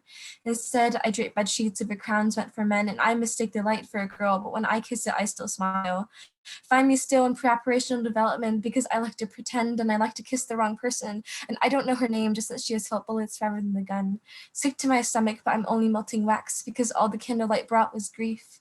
Someone tells me that I'm starting to run out of lies, so I tell them that when I finally get run over, deer in the headlights screeching to a halt, I hope my throat aches of gasoline, the wedding ring in my ears, the most capitalistic trauma. We are still begging to die with a say in it. When the prince arrives, I'll still be pretending. I'll tell him that the pomegranates are flowering. I'll close my eyes when he tilts me over, but otherwise I won't move at all, except I'll be screaming when the coffin clicks. And then that's all I have. Wow, amazing. Thank you so much, Amy. Thank you in particular to like all of the youth poets who came out tonight to support Gaia and also to sign up to read. Luya has no age limit in either direction, so I really hope that you like this space and you want to come back to it. Feel free to bring your friends. That was really, really wonderful. Another round of applause for Amy. And then I will drop Amy's social on the chat. By the way, I love your handle. They are at Twinkie Pamphlet on Twitter and at Twinkie_pamphlet on Instagram. On deck, we have Thomas, but right now we have, I love this mood lighting. Okay, JR. We have someone who I've known since college, which is like wild. Jay Ora. It's been like really beautiful to see your growth as an artist over those years. Yeah, thanks, I really appreciate that. It's glad to be back here in Luya. I've just been tuning in on YouTube for the past few times, so it's really good to join y'all tonight. Somewhat of a content warning for this piece. This piece is titled White Lies, which in hindsight, with everything going on, I could see that some parts will probably be interpreted different ways, so interpret as you will. But the content is about white lies and just self-worth in general. So here we go. Here I lay, in a bed prepared and pampered, a bed covered in white lies that comfort me like sheets and tug at my eyelids as they weigh heavy, white lies that feel fresh like linen straight out of the laundry. The scent of lavender fills my sense of smell, white lies that fluff the truth like pillows laid beneath my head, tuck me in and put me to sleep with lullabies and false harmonies, syncopating sounds that scare away the hurt inside. Here I lay. in sheets that have now become a weighted blanket, pinning me down like a rock in a hard place. For white lies are one stuck between the why and why not lies, the what if I get caught up in my own hype lies, digging me into a hole too deep to get out of. This bed is now a coffin as I lay in my own grave. I fall asleep in a mind full of misconceptions. Here I dream. In this dream, I am the baker, a white apron tied around my waist, gifting my skills as I preheat the oven of expectations, letting the dough of my own ego rise into a foundation of fermented yeast covered in white flour. I hope that the flavor that is outlined in this recipe written in fiction will mask the inner truth that I am not willing to accept. Yet it is the filling that people fall in love with that repulses me. I sprinkle the pastries with deceit and hold on to the tray of pastries. I cannot seem to loosen my grip to package them into the present, and my body tenses. Here I dream. My white apron retains its color, but it's splattered in paint. For in this dream, I am the artist. I spread the white lies about myself as I stare into an easel board with a palette etched with the words, I am not good enough. I take my brush and spread the white paint onto the once colorful canvas of my mind until the painting is blank in solidarity of who I once was and who I have now become, the finished product of my con artistry. Here, I reflect. The dream shifts me to a mirror bordered by a white frame of my past self, lying mummified with the bandages when all of a sudden the mirror shatters before me. I try to pick up the broken pieces of the mirror as it cuts and scratches my hands, and I scramble to no avail. I realize I have no gold resin to recreate this image like Japanese kintsugi, and I'm left with nothing but pain, and the identity in me shambles. I fade to white and lie here again until I wake in the bed of my own reality, laying, dreaming, reflecting, to all the white lies that others prepared for me as a deathbed, to all the white lies I had told to others that led to a recipe of disaster, to all the white lies I had told myself, painting a masterpiece of imposter syndrome. I gaze past the grogginess of my self-conscious and stare into a mirror intact and align the intent and impact of this history that I slowly loosen my grip on. The sun seeps through the window and I step into the light, a brightness void of darkness I let go. For now, I am a blank slate lying in white. What seemed harmless and trivial has now left me to face the truth of a past that cannot be changed, a present to live in, and a future to fall in love with. For what I seek, I am, and what I am, I seek. So here I am. Thanks. Okay, J to the aura. And everyone is both as appreciative of your as they are of your actual poem, which was wonderful. It's nice to hear you do poetry after a while. If you follow JR, government name JR, stage name J Aura. If you follow him on Instagram, you will get to see him do other things because he's multi-talented as well. You got to see him and his collective rapping over cool beats. So please check him out. Next up to the stage is going to be Thomas. And on deck to close us out for the night is Elgin. And both Thomas and Elgin brought up something pretty important to me that I want to just go over with people real quick so that we don't get confusion in the future. And I 100% own this because we're just on the internet like, yeah, sign up for Luya, and then we don't specify that there's 2 different sign up lists. So I'm going to briefly put on my teacher hat and screen share with you for a second. Okay. So if y'all can see this, this is our link tree. Whenever we have open mics, our first link is usually going to be this one up here, which lets you register to attend the open mic. However, if you want to like perform, if you want to read a poem, if you want to maybe do some music, you would want to go here. So we have 2 different links. So this one up here is just to register for the Zoom so that you can be here and take part and listen. And then the other one is going to be if you actually want to perform. So yeah, I hope that in case there was anyone else who like meant to sign up to perform today, you can, if you actually email us, so luyapoetry@gmail.com, I can make sure to like prioritize y'all for the next open mic. But just so you know, our February open mic, traditionally we have a queer Lunar New Year celebration every February-ish. So next month will be reserved for QTPOC poets only. So allies, you can come, but you cannot spit. So for any straight folks that should have signed up but got confused because I was not clear, y'all can be prioritized for March. So thank you for bearing with that, friends. And that brings me to, oh my God, why are you doing this Zoom? Okay, that brings us to our next poet. Thomas, are you ready? Yeah, I'll just be reading a couple poems, if that's okay. Yeah, that is absolutely okay. Okay. Okay. I haven't heard my voice in a while because like I've just been at home by myself a lot of this pandemic. So this feels like really weird to hear myself. Okay, so I'll start. This one's called A Bowl of Sinigang. Tart upon your lips, stinging as the cuts. You've left them dry for far too long. But not everything that is sour has to make for memories that are the same. What have you been thirsty for?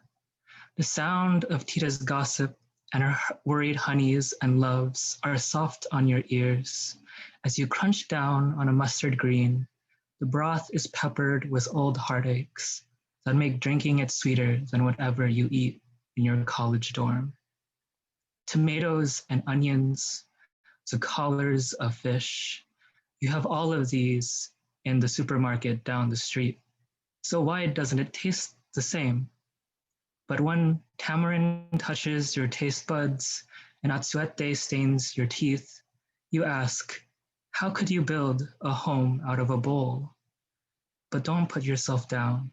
You're just making something new. And then this next one is called Cabbage White. That's a kind of butterfly, by the way. Below the eaves of the heart, you'll find chrysalides beating. They have yet to know what are wings or scales or how to fill a stomach. I wonder what kind they are. Emperor, monarch, the small cabbage white. Will they shimmer? Or are they like motes of dust in the garden lights? But sometimes I think I put my butterflies to sleep. I swallow them back into the pulse of my chest, weary and wary of what songbirds could do. Maybe they should fly south for the winter. And then this third one, sorry if I'm going like a little fast. I'm like a little nervous. You're doing this is like a first time for me. Okay. Wait, is this your first time performing at an open mic ever? Yeah. You're doing amazing. I could not tell. So please. Oh, okay. Keep going. Okay. This last second to last one is called Love and Rot. You hold your eyes on the eastern sky, and to the south, a little bird flies on ahead into glass and window, and there's a thud like your anemic heart dropping to the cold earth. You hold your eyes on the eastern sky, and the faint moon steals away the blue. You hold your eyes on the eastern sky, and you split your lips and lap up honey. Something buzzes in your head. You hold your eyes on the eastern sky, and in your head, like a zipper stuck, you have a cough and a cough and a cough. You hold your eyes on the eastern sky, and you split your lips and taste mud and dirt and lotus roots. Wash thoroughly and cut across. And then this last one, trigger warning for like references like self-harm implications. This one's called I'll Be Done for the Night in Gethsemane. Gethsemane? Like the hill in the Bible, you know? Like it's a biblical reference. Okay. Self-making martyr, who asked you to do this? To ravage your sweet head, to eviscerate your heart and lungs, and make a bleeding stone. Mother Mary weeps in her grotto. What sacrilege to make the Eucharist from your little panacea and your wrists, your bread and your wine. Maybe it is a sin because you're one step closer to Christ. For a moment, for one moment. Okay, I'm done. Wow, thank you so much. All of those poems were genuinely amazing, and I'm not just saying that because it's my job to like hype people as the host. Everyone tonight has been like up here with the talent, and you are no different, Thomas. Please come back and join us again. I'd love for you to continue signing up. That was really great. Okay, thank you. I'll try. No pressure. Just whenever you feel like it and you want to sign up, you should, because you're great.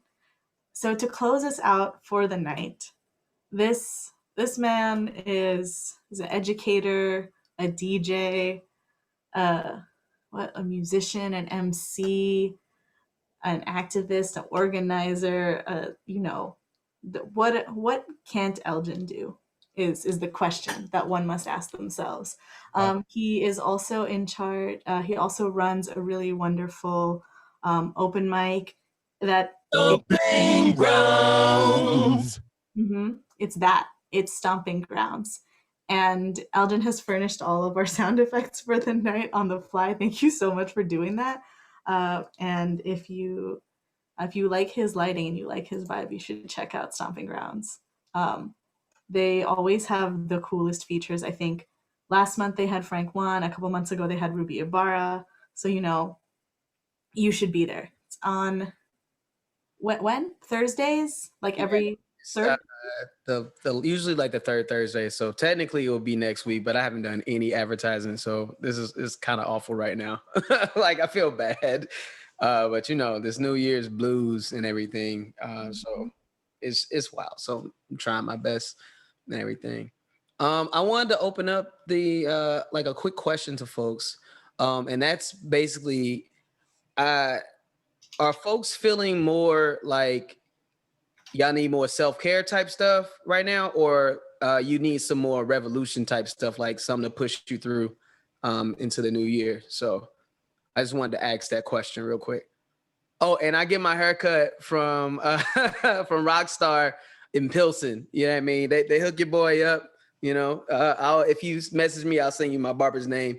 They always can use new people to go get that, get the handle. You know what I mean? Trying to make that. Please support queer artists. You know what I mean? Throughout this time, because my barber is queer and also working in a really dope spot and doing his shit, so make sure you hit him up, So really quick, like, we all need more self-care type stuff, or you want some revolution stuff? Revolution? Okay. In the chat. Okay. All right. I saw revolution first, so I'm gonna perform this joint. The name of this song is called Self-Care. The name of this song is called Shutdown. It's featuring Sam Trump, who's a good friend of mine. And there's a part in this song at the end that says, breathe a little, eat a little, dream a little, and find peace a little bit more, right? And that's just a mantra that I want to see, especially activists and people that do this type of work, to do way more often, So just keep that in mind, when that part comes at the end of the song. And this track is called Shutdown. I haven't done it in a while, but also I'm getting to the point where I'm starting to retire a lot of my old songs because I'm about to come out with a new album. So be on the lookout for that. But it's Shutdown. Let's get it.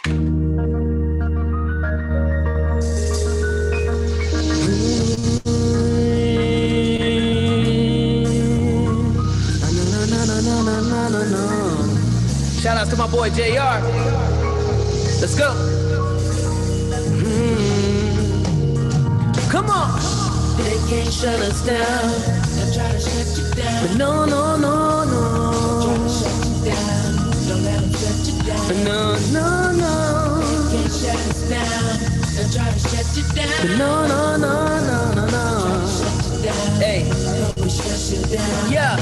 How many times have you turned on the news? Fox enemies trying to consume my energy, try to feed me all these lies, and they wonder why. They want to see this black man cry, mental homicide. But I ain't gonna give up. Yeah, I gotta come a little smarter. You wanna see this ninja fall to the floor. And if you plan ain't no closing the door, I got a spirit that keeps me lifted and giving it. No Lord willing, I want wanna get it like the prophets did it. Messages turn to lessons if you just listen. How we gonna make change if everybody adapted? Wanna start a revolution, but nobody wants a captain. Racism means because that sexism means all these politics mean. So fight back, come on. No, no, no, no, no, no, no. Na na na na na na no. They're trying to shut you down. No no no no no no no. Na na na na na na no. They're trying to shut you down. No no no no no no. Hey. No no no no no no. They're trying to shut you down. No no no no no no. Na na na, yeah. Cause I'm a far cry from y'all and y'all hard tied. I'm hardwired for survival, fight hard. And y'all off flight all the time. Cross the line, I'm offside. Only popping bottles I like is the Molotov type. Nah, I'd rather visit a hospital than feel one. Think liberation will come from a concealed gun. What indigenous teach the pilgrims, but they killed them. Gotta learn to grow our own food in the fields instead of stealing our own fuel. And if they take our schools, then they'll build some. Break all the rules of the bells rung. Heard the change will come, but never that you're welcome. In this place that you live, but really not from. I'm like, why wait? Sit and get in high rate. Pitching for a zero when you fit into a size 8. It's only fair when it's lies 8. Nah, man, kick it to the curb and do it our way. Come on. Dream a little fun piece, a little bit more, little boy. Take a moment to explore who you are. Dream a little fun piece, a little bit more, little boy. Oh, yeah. You made it this far. Come on. But no, no, no, no, no, no. Na, na, na, na, na, na, no. They're trying to shut you down. No, no, no, no, no, no, no. Na, na, na, na, na, na, no. Hey! How many songs you hear that got like a little drum solo in it? Yeah, yeah. If y'all wanna come off mute and do a little repeat after me if you feeling it. But it's time for us to go ahead and get this new year started, so come on. Yo, when I say one, man, y'all say love. One. Yo, when I say we get, y'all say free. We get. Yo, when I say one, y'all say love. One. When I say we get, y'all say free. Free get. Breathe a little, eat a little, dream and feel my peace a little bit more, little boy. Take a moment to explore. Breathe a little, eat a little, dream a little, for peace a little bit more, little boy. Oh, yeah. Let's break it down. Breathe a little, eat a little, dream a little, for peace a little bit more, little boy. Oh, yeah. Take a little moment, yeah. Dream a little, for peace a little bit more.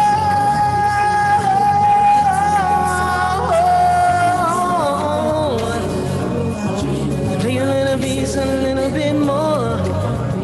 Take a moment, who you are. Oh, a little bit more.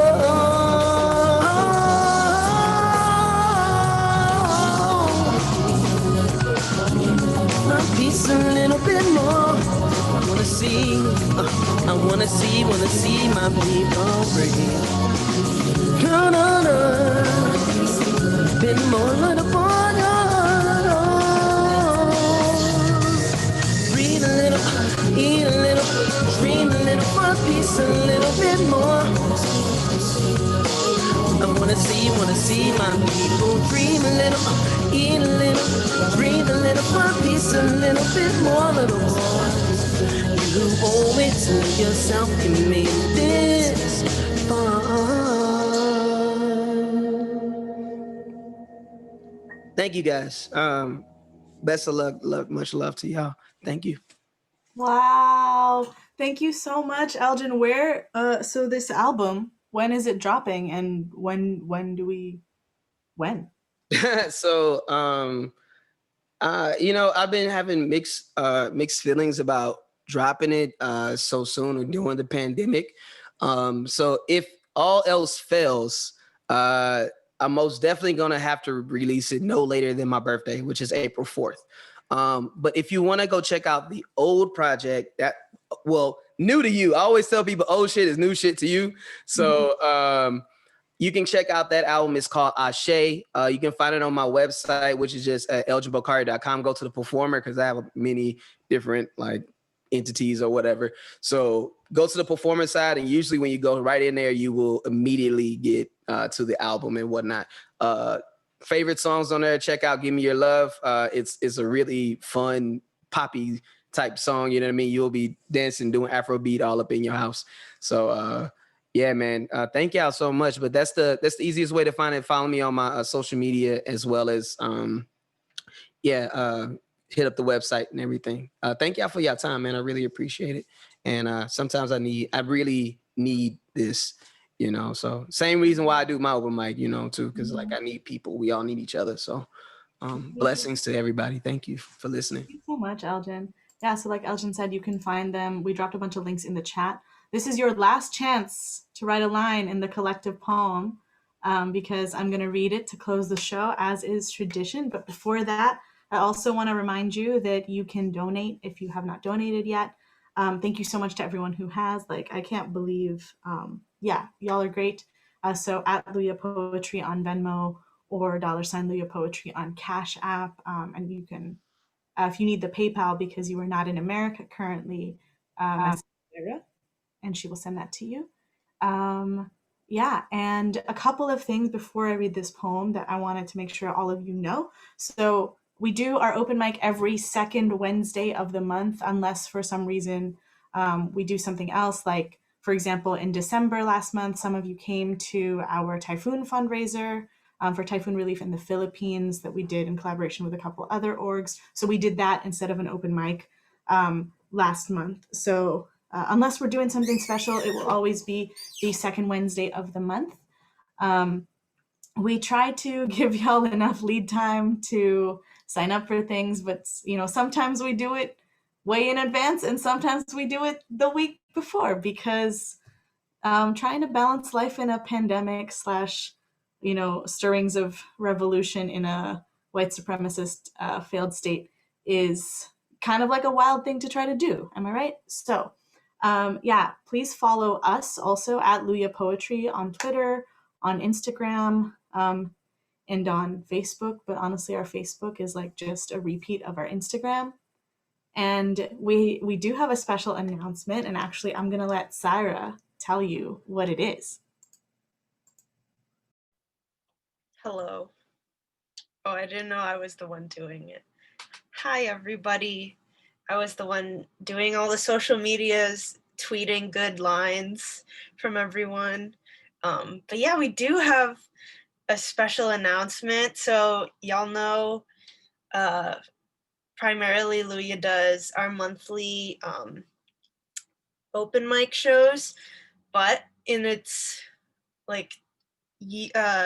in its third-ish year, well, right after its second birthday, we have a new initiative, and we're going to try to teach a writing workshop once a month as well, in between when Luya normally is. So if you were like, I don't know if I have anything new that I want to perform at Luya, but you could always perform what you want, you know? Something old to you can be new to someone else, like Elgin said. But yeah, we're gonna try to teach. No, we are going to teach a writing workshop once a month. So the upcoming one, the event is not up yet, but I made the flyer. It's coming soon. It will be on January 31st at 7 p.m. Central Time. So Eastern Standard Time at 8 p.m. I can't do math this fast. It'll be on liminality, or of being liminal. We're remixing an old-ish workshop that we did for Asian Pacific American Heritage Month last May. if you remember, it was our first one, Transitional Spaces, that me and Chris ran, but we're remixing it with, we're keeping the same theme, but we're gonna put in, you know, new examples for y'all to riff on. So yeah, look for that.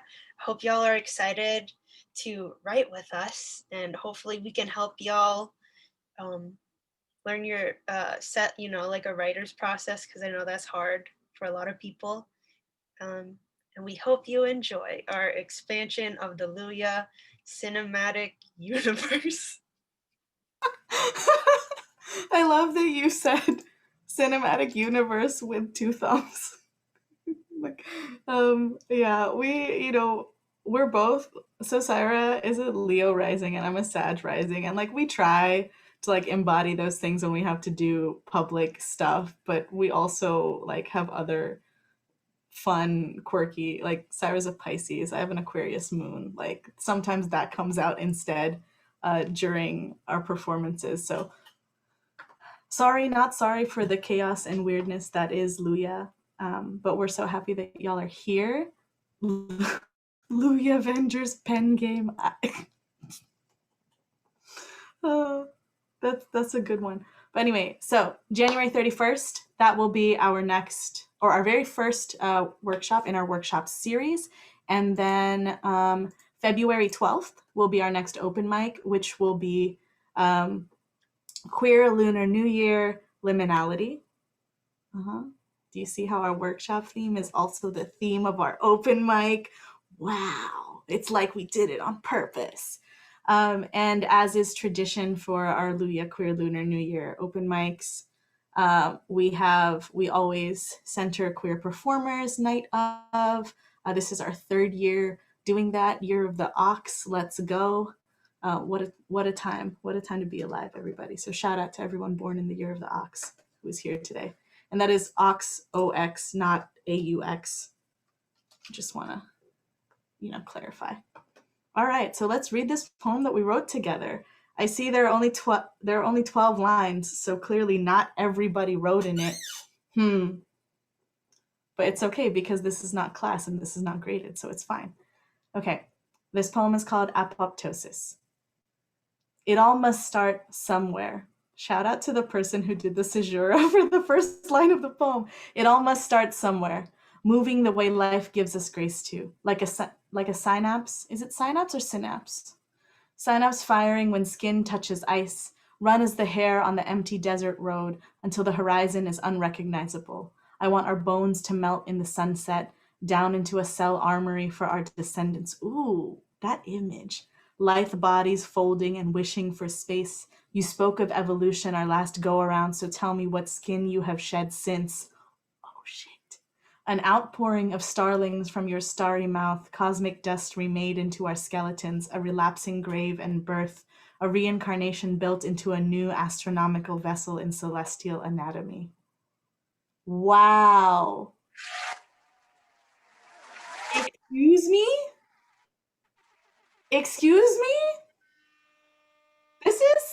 This might be this is like up there for one of the better collective poems that we've had in our now going on 3-year history of Luya. Thank you for that. Thank you everyone who contributed to that poem. As Ina said, this is actually like a writing exercise called an exquisite corpse, where you like pass around a piece of paper and write a poem together.